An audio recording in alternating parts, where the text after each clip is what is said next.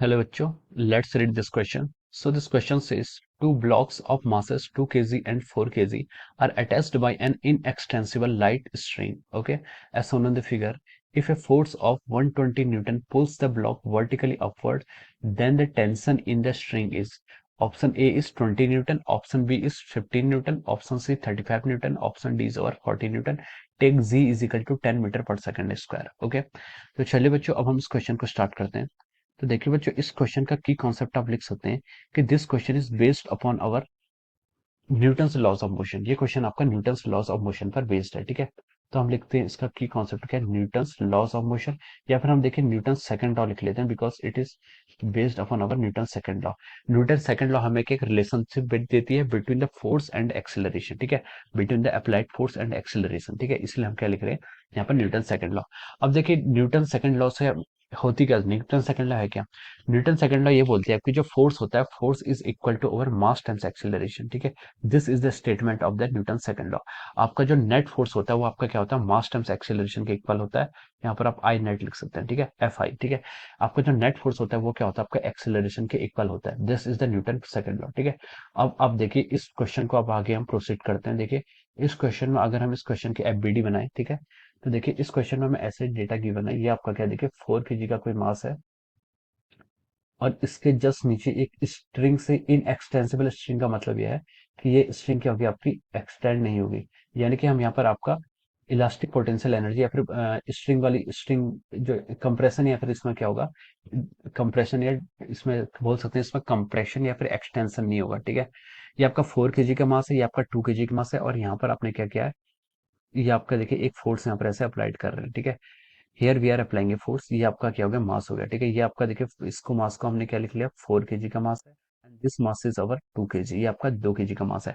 अब देखिए इसमें कौन कौन से फोर्स लग रहे हैं, पहले हम यहाँ पर अप्लाई करते हैं. ठीक है, सबसे पहले इसको एक ऊपर की तरफ फोर्स खींच रहा है, कितना, 120 न्यूटन. ये हमारा एक्सटर्नल फोर्स है. ओके, ये 4 kg का मास है तो इसमें क्या होगा, वेट होगा, तो इसके कारण 4g force due to the gravity downward direction जाएगा. इसके कारण आपका 2g force due to the downward direction आएगा due to the gravity. Okay, अब देखिए यहाँ पर ये 4 kg का मास के आपका 2 kg के मास से अटैच्ड है, तो इस पे एक डाउनवर्ड डायरेक्शन में ऐसे टेंशन लगेगा ड्यू टू द 2 kg. ठीक है, और इस 2 kg के मास को ऊपर की तरफ 4 kg खींच रहा है, तो इसके कारण भी टेंशन T1 लगेगा, सॉरी टेंशन T लगेगा. ठीक है, ये आपका क्या होगा, इस क्वेश्चन के अपने यहाँ पर एफबीडी ड्रॉ कर लिया. ओके, अब देखिए अब हम यहाँ पर न्यूटन्स लॉ ऑफ मोशन लगाते हैं. ठीक है, और इस क्वेश्चन को आगे क्या करते हैं, प्रोसीड करते हैं. अब देखिए न्यूटन्स लॉ ऑफ मोशन क्या कहते हैं, देखिए यहाँ पर हम वर्टिकल डायरेक्शन में आपका न्यूटन्स लॉ ऑफ मोशन लगा रहे हैं. ठीक है, आपका total force is equal to the mass times acceleration. ठीक है, तो मान लीजिए इस टोटल मास कितना है आपका, देखिए 4 kg और 2 kg, ये आपका 6 kg है. ठीक है, तो हमने इसका मास मान लिया कि इसमें टोटल फोर्स क्या लग रहा है, 6a लग रहा है. ठीक है, 6a इज द एक्सेलरेशन. ठीक है, 6 टाइम्स a. ठीक है, where a is the acceleration. अब फोर्स कौन कौन सा लग रहा है, सबसे पहले तो देखिए 120 न्यूटन का फोर्स लग रहा है इन द वर्टिकल डायरेक्शन, इसलिए हमने उसको प्लस में 120 ले लिया. उसके बाद देखिए और कौन सा फोर्स लग रहे हैं इसमें, टेंशन लग रहे हैं. लेकिन टेंशन का फोर्स तो देखिए T1 और T एक दूसरे को कैंसिल आउट कर लेगा. अगर हम 4 kg और 2 kg को पूरा सिस्टम मान लें तो टेंशन फोर्स क्या हो जाएगा, इसमें इंटरनल फोर्सेस की तरह एक्ट करेगा जो एक दूसरे को कैंसिल कर लेगा. ठीक है, और क्योंकि उन दोनों के डायरेक्शन के इक्वल एंड अपोजिट है. ठीक है, मैग्नीट्यूड इक्वल है, डायरेक्शन अपोजिट है. अब देखिए और कौन सा फोर्स लग रहा है, इसमें फोर्स ड्यू टू ग्रेविटी लग रहा है. कितना लग रहा है, 4 आपका 4g लग रहा है और 2g लग रहा है इन द डाउनवर्ड डायरेक्शन. तो मैंने इसको क्या बोल दिया, -6g बोल दिया डायरेक्ट. ठीक है, g की वैल्यू यहाँ पर 10 लेनी है, क्वेश्चन में हमें गिवन है, तो हम लिख सकते हैं कि 6a coming out to equal to 120 minus of over 60.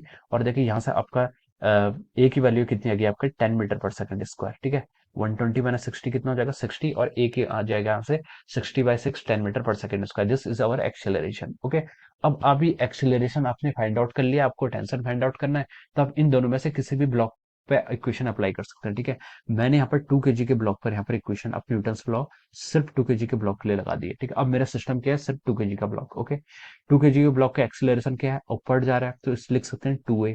ठीक है, 2a उसका एक्सेलरेशन है in the upward direction. Support कौन कर रहा है, टेंशन फोर्स सपोर्ट कर रहा है. ठीक है, T, और माइनस ऑफ और 2g अपोजिट डायरेक्शन में लग रहा है, तो हम यहाँ से क्या लिख सकते हैं, देखिए 2a is equal to over tension minus 2g। 2g की वैल्यू कितनी आएगी, यहाँ पर 20 हो जाएगी, ठीक है। और हम यहाँ से हमें टेंशन फाइंड आउट करना है। टेंशन को हम क्या लिख सकते हैं, यहाँ से देखिए 2a प्लस ऑफ ओवर 20, ठीक है। एक्सेलरेशन आपको क्वेश्चन में गिवन है 10 मीटर पर सेकंड स्क्वायर, तो 20 प्लस 20 कितना हो जाएगा 40। So we can write down that total tension acting on this string is our 40 newton, ठीक है। ये आपका 40 न्यूटन आ जाएगी। आप इसको 40 केजी के ब्लॉक पर भी अप्लाई करके फाइंड आउट कर सकते हैं, आंसर दोनों से क्या आएगा, सेम आएगा, ठीक है। So this is the our answer of this question, ठीक है। 40 Newton will be the right answer, ठीक है। तो देखिए 40 न्यूटन किस में गिवन आपको, 40 Newton is given in the option D of this question, ठीक है। So we can write down that option D of this question is the right answer, okay। So I hope you all understood this concept. All the best and thank you so much.